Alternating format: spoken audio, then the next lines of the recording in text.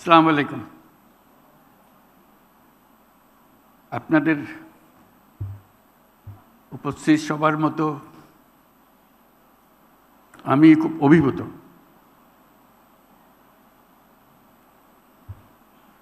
মানে কিভাবে মনের ভাব প্রকাশ করা যায় বোঝা কঠিন হয়ে গেছে। বাংলাদেশি হিসেবে নিজেকে এখন অনেক উচ্চতার মাপে অনুভব করছি। আমরা যদিও বেগম রোকেয়াকে স্মরণ করে এটা করছি, মনে হচ্ছে এটা মহিলাদের একটা বিষয়।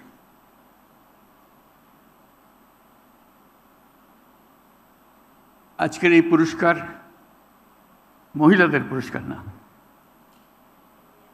আমাদের সমস্ত জাতির পক্ষ থেকে এই পুরস্কার। আমরা সবাই দাঁড়িয়ে জোরে হাততালি দিয়ে তাদেরকে অভিনন্দন জানাই।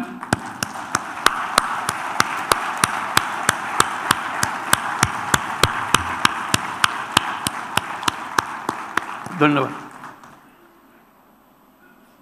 সারা জাতি এই অভিনন্দনে শরীক হবে। আমরা যে মহিয়সী নারীর কথা স্মরণ করে আজকে অনুষ্ঠানটির আয়োজন করা হয়েছে, সেই মহিয়সী নারীর আত্মা আজকে শান্তি পাবে। তিনি যে কল্পনা করেছিলেন, তার ইমাজিনেশনে তিনি যেই সমাজ চিন্তা করেছিলেন, আজকে যারা পুরস্কার পেল তারা সেই সমাজ নির্মাণের পাথেও আমাদেরকে দিচ্ছে। আমরা সারা জাতি তাদের উদাহরণ থেকে, তাদের পথ চলা থেকে শিক্ষা পাই এবং যে আদর্শে বেগম রোকেয়া আমাদেরকে নিয়ে যেতে চাচ্ছিলেন, অতি চমৎকারভাবে তুলে ধরেছিলেন তার বক্তব্যে, তার লেখায়। আজকে যে চারজন পুরস্কার পেলেন, যারা রোকেয়ার সেই পথে আমাদের জাতিকে তুলে দিল, এগিয়ে দিল, আমরা ভাগ্যবান, আমরা ভাগ্যবতী। আমরা 100 বছর পরেও আরেকজন রোকেয়া সৃষ্টি করতে পারি নাই, এটা আমাদের দুর্ভাগ্য। তিনি যেসব দিক নির্দেশনা দিয়ে গেছেন, যেসব স্বপ্ন দেখিয়ে গেছেন, সেই স্বপ্নকে আমরা আমলে আনতে পারি নাই। কথা বলেছি, অগ্রসর হতে পারি না। আজকে তার জন্ম উপলক্ষে যে আয়োজন, সেটা শুধু তাকে স্মরণ করার জন্য না, আমাদের ব্যর্থতাগুলো খুঁজে বার করার জন্য। কেন আমরা ব্যর্থ হলাম? কেন এই 100 বছরেও আরও বেগম রোকেয়া আসলো না আমাদের মাঝখানে, যে আমাদেরকে পথ দেখাতো, এগিয়ে নিয়ে যেত, ধাক্কা দিত, মনে করিয়ে দিত কোন পথে আমাদের যাওয়া দরকার। 100 বছর পরে কি হলো? কত অগ্রসর হলাম?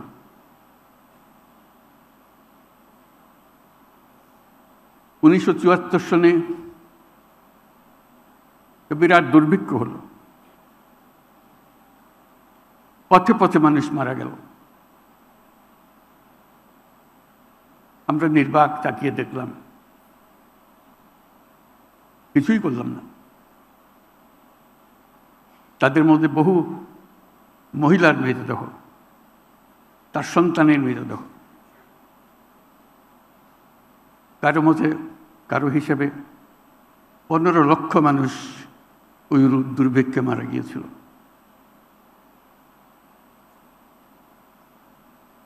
আমরা চিলমারির কথা শুনি, আমরা মঙ্গার কথা শুনি, শুনে পত্রিকার সংবাদের মতো একবার পরে এগিয়ে যাই।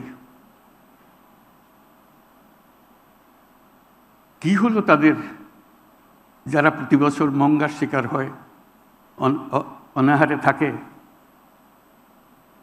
তার জন্য আমাদের করণীয় কি আমরা হিসাব করিনি। এই যে দুর্ভিক্ষ হলো, এর ফলে আমরা কে কি প্রতিকার চাইলাম সেটাও আমরা একত্র করে দেখিনি। তার ধাক্কা চট্টগ্রামেও পৌঁছেছিল। চট্টগ্রামে যদিও দুর্ভিক্ষ হয়নি, ধাক্কাটা পৌঁছেছিল। সারা দেশের ধাক্কা সেখান থেকে আমরা অনুভব করেছি। তখন আমি চট্টগ্রাম বিশ্ববিদ্যালয়ের শিক্ষক, অর্থনীতি বিভাগে। আমরা ধাক্কাটাকে এভাবে নিতে চেয়েছিলাম, এই বিশ্ববিদ্যালয়ের যদি কোনো অর্থ থাকে তাহলে পাশের যে গ্রাম, সেই গ্রামের উপরে তো একটা ছাপ থাকতে হবে বিশ্ববিদ্যালয়ের অস্তিত্ব নিয়ে। না হলে কিসের এই বিশ্ববিদ্যালয়, কিসের এই জ্ঞান যার ছোঁয়া পাশের গ্রামে লাগে না। তখন ছাত্রদের নিয়ে ভাবলাম, ছাত্র এবং ছাত্রীদের নিয়ে ভাবলাম, আমরা এই জোবরা গ্রামকে চিরদিনের জন্য দুর্ভিক্ষ থেকে মুক্ত রাখব। এখানে যেন কোনো অবস্থাতেই দুর্ভিক্ষ ঢুকতে না পারে।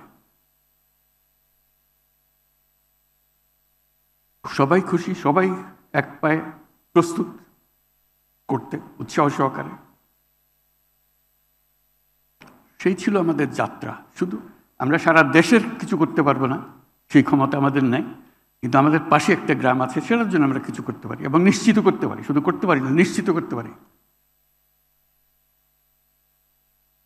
দুর্ভিক্ষে আঘাতটা কার কাছে প্রথম আসে? মেয়েদের উপরে, শিশুদের উপরে। আমরা চেষ্টা করলাম তাদের সঙ্গে কথাবার্তা বলার জন্য। মেয়েরা আমার সঙ্গে দেখা করবেই না, কিছুতেই না, আমি পুরুষ মানুষ। মেয়েরা গেল, তাদের সঙ্গে কথা বললো, বোঝালো কি করা যায়। সেইটার থেকে এই ঋণ কর্মসূচি শুরু হলো, যেটা পরবর্তী তার বড় আকার ধারণ করলো। এটাও সোজা ছিল না। সে যে টাকার কথা বলছি, সে টাকার ভয়ে মেয়েরা অস্থির, যে হাত দেবে না টাকাতে, এটা আমাদের কাজ না। আমি কোনোদিন স্পর্শ করি নাই টাকা, এই হলো তাদের পজিশন। আমি মেয়েদেরকে বললাম, কয়েকটা টাকা সঙ্গে নিয়ে যেও, একটু হাতে লাগিয়ে দিও, স্পর্শ তো করলেন, এখন হলো। ওইভাবে শুরু হয়েছিল। তাদেরকে টাকার ছোঁয়া, একটু ছোঁয়া লাগানো, থ্রিলটা অনুভব করা যে আমি টাকা ছুঁয়েছি।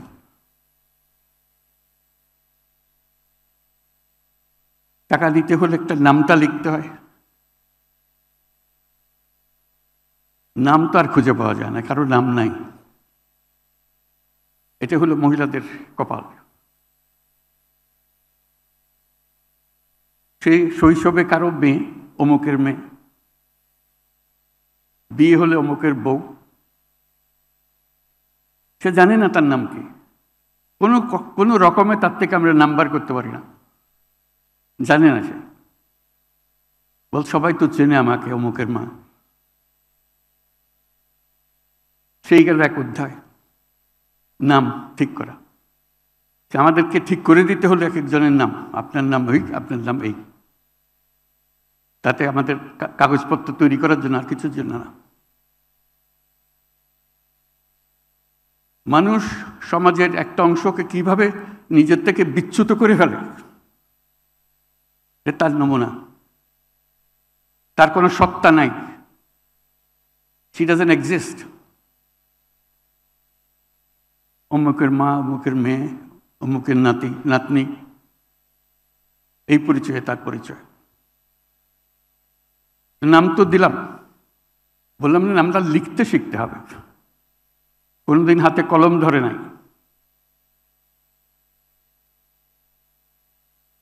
তাদের হাতে একটা কাঠি ধরিয়ে দেওয়া হলো, কাগজ নাই, দুলার উপরে, মাটির দুলার উপরে লিখবে। ওই নাম লিখতে না পারলে আমরা বললাম যে তোমরা আমাদের কর্মসূচিতে নেব না, এটা বিরাট চ্যালেঞ্জ। সে ঢুকবে, এই নাম লেখাটাকে শিখতেই হবে। দিন রাত পরিশ্রম করছে, টপ টপ করে চোখের পানি পড়ছে, এবং সেই নাম লেখা সে শিখল। সগৌরবে এসে পরীক্ষা দিল, নাম লেখা দেখাইল, সবাই মিলে হাততালি দিল, সে সোজা হয়ে দাঁড়ালো, সে তার নাম লিখতে পারে, তার নবজন্ম হলো। আমি এটা বলছি এই জন্য আমরা সমাজকে কিভাবে বিচ্ছিন্ন করে ফেলেছি অতি অনায়াসে, তার সত্তা, তার অস্তিত্ব অস্বীকার করে।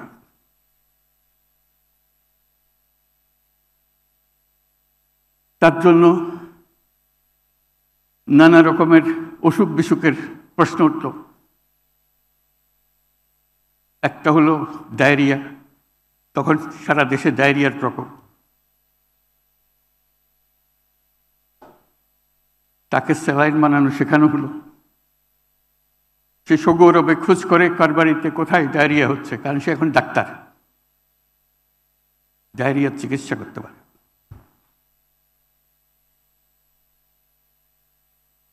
আমাদের সঙ্গে যারা এটা যত বড় হতে আরম্ভ করলো, আমাদের সঙ্গে আরো অনেক ছেলে মেয়ে যোগ দিতে আরম্ভ করলো, যাতে করে তারা ওই কাজে শরিক হতে পারে। তাদের প্রথম কাজ হলো, যারা এরকম আগ্রহী মহিলা আছে, সে যেই বয়সেরই হোক, তার জীবনী লিখতে হবে। যে তার নাম জানে না, তার জীবনীও জানে না, কখন তার জন্ম হয়েছিল সেটাও জানে না, বয়স কত সেটাও জানে না। আমাদেরকে প্রশিক্ষণ দিতে হলো, আমাদের যারা নতুন যোগদান করছে, বয়স আন্দাজ করার কি কি উপায়, বয়স এস্টাবলিশ করা। বয়স্ক হলে বলবে, ওই যে বন্যা হয়েছিল, সবচেয়ে বড় বন্যা যেটা, তখন আমি ছোট, তখন মোটা হাঁটতে পারি, তখন একটা রেফারেন্স পয়েন্ট পাওয়া গেল। বন্যার থেকে সে যদি তখন হাঁটতে পারে, তার বয়স কত হতে পারে। যেহেতু একটা চট্টগ্রাম, সে একটা কথা বলতো, 59 মগির তুফানে আমি তখন দৌড়াদৌড়ি করতে পারি। 59 মগি কবে, সেটার থেকে বার করে তার বয়স বার করা। যে নিজের নাম জানে না, নিজের জন্ম তারিখ জানে না, নিজের অস্তিত্ব সম্বন্ধে কিছুই জানে না, সে এই হলো বাংলাদেশ আমাদের।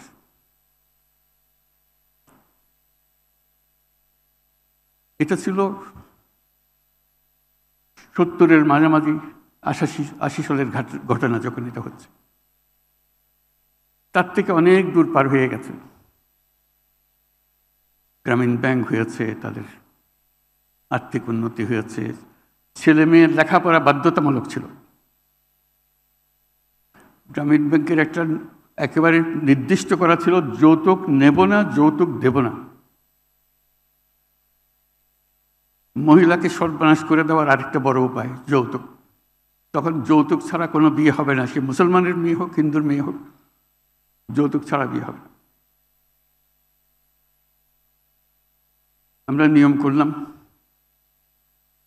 যে যৌতুক দেবে সে গ্রামীণ ব্যাংকে থাকতে পারবে না, গ্রামীণ ব্যাংকে বের হয়ে তাকে যৌতুক দিতে হবে। এটার থেকে বহু রকমের কর্মসূচি শুরু হলো। কারণ গ্রামীণ ব্যাংকের বাইরে কাউকে যদি তার মেয়ের বিয়ে দিতে হয়, যৌতুক তাকে অবশ্যই দিতে হবে, নাহলে মেয়ের বিয়ে হবে না। তখন ঠিক হলো যে গ্রামীণ ব্যাংকের ভেতরে বিয়ে দিতে হবে, কারণ তারা যৌতুক নেয় না, তারা যৌতুক দেবে না। ঘটকালির কাজ শুরু হলো গ্রামীণ ব্যাংকের কোন পাড়াতে কোথায় মেয়ে আছে বিয়ে করার জন্য বা ছেলে আছে বিয়ে দেওয়ার জন্য। আমি এগুলো বলছি এজন্য, এটা 100 বছর পরের ঘটনা। 100 বছরে আমাদের কিছু হয়নি, নিচের দিকে নেমেছে। রোকেয়ার স্বপ্ন দেখেছে, সাংঘাতিক রকমের স্বপ্ন। এরকম স্বপ্ন মানুষ দেখতে পারে যে আমলে, যে পরিসরে, সেটা বিশ্বাস করা যায়। আজকে মনে হয় যে হ্যাঁ এটা তো সুন্দর কথা বলছে। সুন্দর কথা না, বিপ্লবী কথা।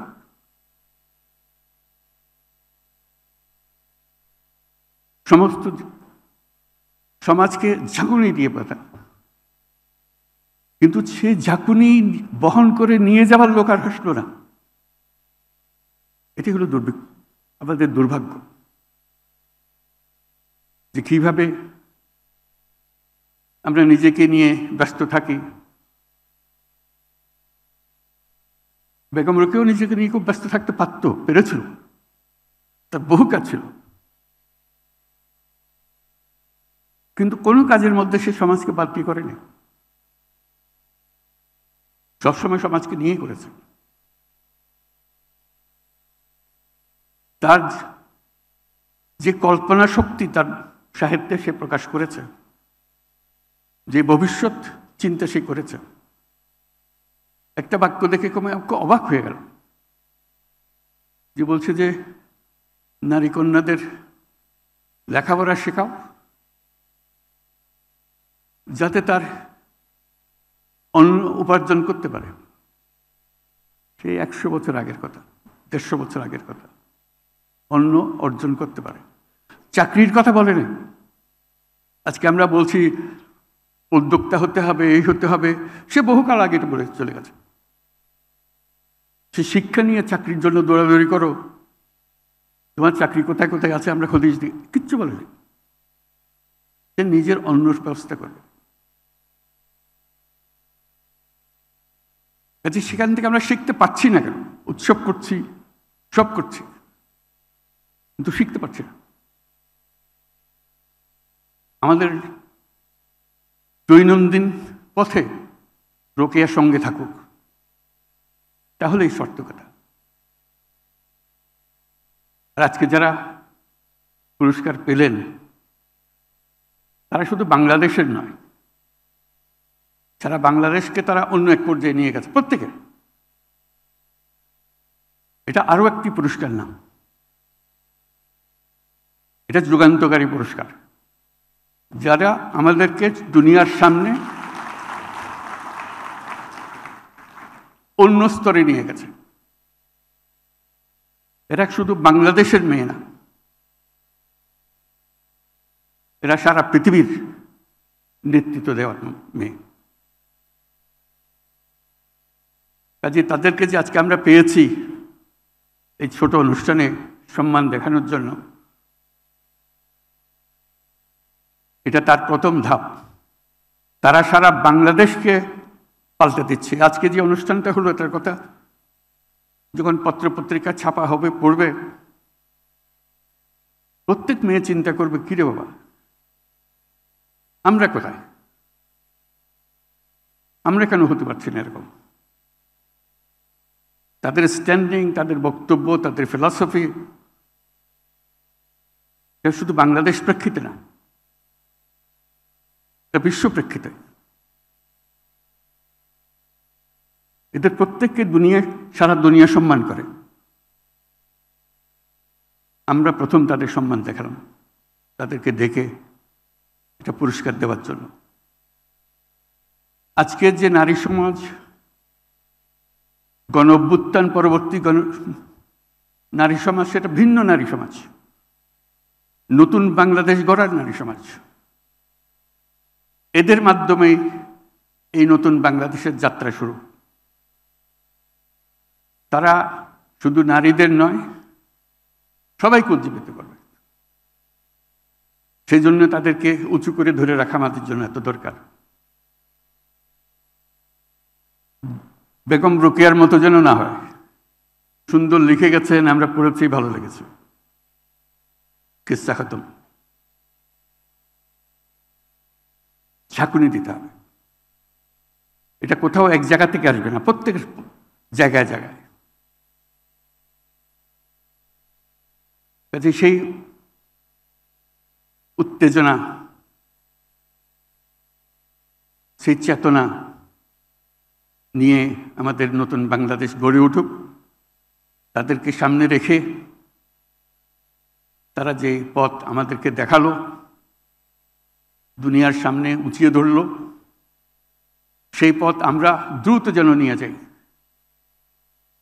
এর মধ্যে অনেক পরিবর্তন হয়েছে। আমি একটা পরিবর্তনের কথা বলি। আমরা যখন বিশ্ববিদ্যালয়ে পড়ি, অনেকের সেই অভিজ্ঞতা আছে, আমরা যখন বিশ্ববিদ্যালয়ে পড়ি, ইকোনমিক্স অনার্সে অনেক ছেলে ছিল, 4 জন মেয়ে ছিল। প্রায় বিভাগে তাই, কোনো বিভাগে কোনো মেয়েই ছিল না।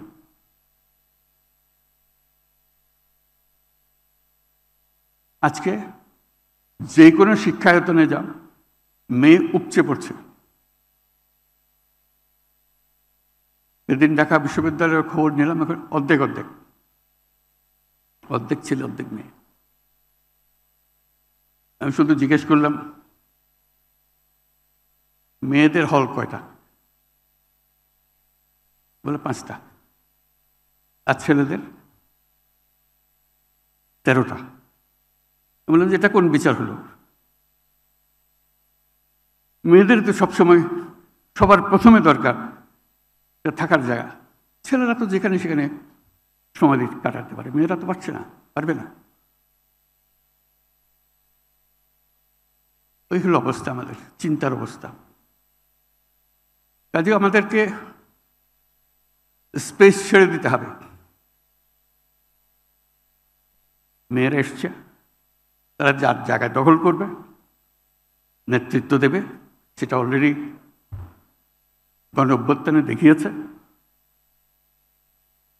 আজকে আমাদের সামনে যারা বসে আছে, তারা আমাদেরকে বের করে আনবে। বেগম রোকেয়া যে ডাক দিয়েছিল, সেই ডাক 100 বছর পরে হলেও এখানে যেন শোনা যায়, আমরা যেন এটা করতে পারি। ওই যে বললাম যে প্রত্যেকের জীবনী লিখতে হতো, এটা কঠিন কাজ। এক মহিলা যার লিখতেও পারে না, পড়তেও পারে না, নিজের নামও জানে না, তার জীবনী লেখা, তাকে স্মরণ করিয়ে ঘন্টার পর ঘন্টা তার সঙ্গে কাটাতে হয়, দিনের পর দিন তাকে কাটাতে হয়। কারণ আমরা নির্দিষ্ট করে এই সমস্ত তথ্য তোমাকে জোগাড় করতে হবে, তাকে বহুজনের সঙ্গে আলাপ করে সে বুঝতে পারবে। তো যেহেতু আমাদের সংখ্যা বাড়ছে, মেয়ের সংখ্যা বাড়ছে, হাজারে হাজারে হচ্ছে, আমাদের আত্মজীবনী সংখ্যা বাড়ছে। মানে এগুলো এত পিয়ার্সিং জীবনী, শুনলে মনে হয় সমাজকে চিনতে হলে তো এদের কাহিনী বুঝতে হবে, এদের পুরো জীবনী শুনতে হবে। আমি বললাম এক কাজ করে এখান থেকে বাছাই করে কয়টা নাও, একটা বই করে দেয়, অন্যরা পড়ার সুযোগ পায়। কিন্তু আমরা পড়ছি শুধু, আমাদের স্তূপ হয়ে যাচ্ছে। তো সেটা করলাম, বইয়ের নাম দিলাম বেলতল গ্রামের জরিমান। কেউ হয়তো পড়ে থাকবে, না পড়ে থাকলে জোগাড় করে নিও। বহু বছর আগের মেয়েরা, গ্রামের মেয়েরা কীভাবে তাদের জীবন কাটিয়েছে তার কাহিনী। এটা তার কোনো কারুকার্য নাই, শুধু সে যা বলেছে সেটাকে লিপিবদ্ধ করা। পরে অনেকে বললো তো ইংরেজিতে ট্রান্সলেট করা দরকার, পরে ট্রান্সলেশনে হলো। আর এই বই, ওই কাহিনীগুলো যারা লিখেছিল, যারা গ্রামীণ ব্যাংকে যোগদান করেছিল, তাদের অনেকে পরবর্তীকালে অনেক উঁচু দরের পেশায় নিযুক্ত হয়েছে। যেমন এই বেলতল গ্রামের জরিমানের লেখার এক একজন হয়তো এখানে আজকে উপস্থিত আছে, তারা সরকারের অতি উচ্চ পদে আসীন করে আছে এরকম। কিন্তু ওই স্মৃতি তার নিশ্চয় থাকবে যে যার সঙ্গে আমার পরিচয় হয়েছিল, যার জীবনে আমি লিখেছিলাম, তার কাহিনী। এটা একটা বড় জ্ঞান লাভ যে করা। আজকে এদের উসিলায় আমরা যেন আবার নিজের দিকে তাকাতে পারি, আমরা কোথায় আছি। বেগম রোকেয়া যদি স্বপ্ন দেখতে পারে, আমরাও তো পারি স্বপ্ন দেখতে, অসুবিধা কি? দেখি না একবার বেগম রোকেয়া কদ্দূর এগিয়ে দিয়ে গেছে, আমরা অনেক দূর নিয়ে যাব। আর কিছু করতে না পারি, স্বপ্নটা তো দেখতে পারি। বেগম রোকেয়া তাই করেছে, স্বপ্ন দেখে গেছে। বেশি কাজ করতে পারিনি, স্কুল করেছে ঠিক আছে, কিন্তু আমরা অনেক কাজ করতে গেছি। আজকে টেকনোলজির যুগে পারা যায় না এমন কোনো কাজ নেই, শুধু মন ঠিক করা। তাদেরকে উপলক্ষে আজকে যারা এখান থেকে সবার উপস্থিতিতে জাতির পক্ষ থেকে পুরস্কার নিল, তাদেরকে আবার আমরা জোরে হাততালি দিয়ে অভিনন্দন জানিয়ে এটা শেষ করি। সবাইকে ধন্যবাদ।